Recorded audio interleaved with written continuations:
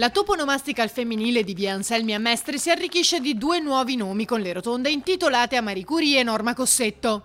Nel lontano 43 è stata infoibata dopo aver subito notevoli sevizie, torture e stupri.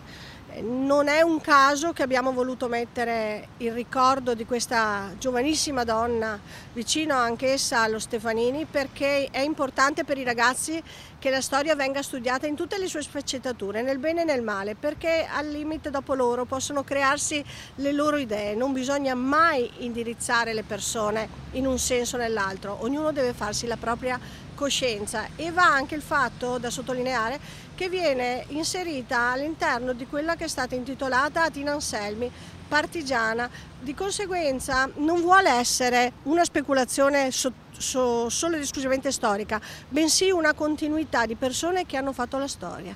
Un gesto simbolico che viene proprio nel momento in cui la CGIL, alla presenza della leader Susanna Camusso a Mestre, ha reso noti dei dati sconcertanti sull'occupazione femminile in Veneto, in cui le donne risultano decisamente penalizzate. È assurdo, ma continueremo a dire che sono delle cose assurde, ma finché non c'è la volontà di voler cambiare è inutile neanche che ci stiamo qui a parlarne, perché comunque continueremo a subire questa situazione.